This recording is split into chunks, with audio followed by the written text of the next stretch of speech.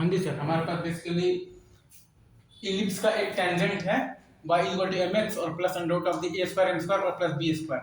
तो प्रॉपर्टी ये है कि टेंजेंट पे अगर हम लोग दोनों फोकस से परपेंडिकुलर डालेंगे तो प्रोडक्ट ऑफ द परपेंडिकुलर आता है b स्क्वायर।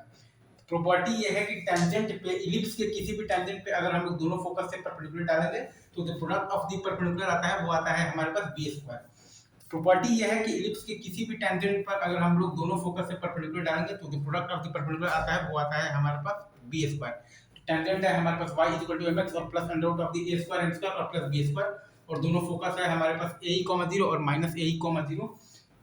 तो पहले फोकस से परपेंडिकुलर डालेंगे तो p1 आया है aem plus under root of the a square m square और plus b square by under root of the 1 plus m square और दूसरे फोकस से परपेंडिकुलर डालने पर p2 आया है बेसिकली माइनस aem और plus under root of the a square m square और plus b square by under root of the 1 plus m square.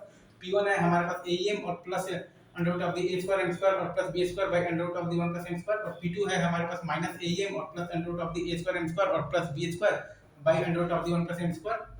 p1 into p2 है हमारे पास aem plus under root of the a square m square और plus b square by under root of the 1 plus m square into minus aem और plus under root of the a square m square और plus b square by under root of the 1 plus m square. p1 into p2 आ गया है हमारे पास a square m square और plus b square minus a square m square a square और by है हमारे पास 1 plus m square.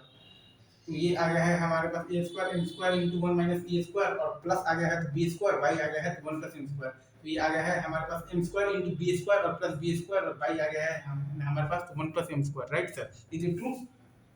Is it true? Is it true sir?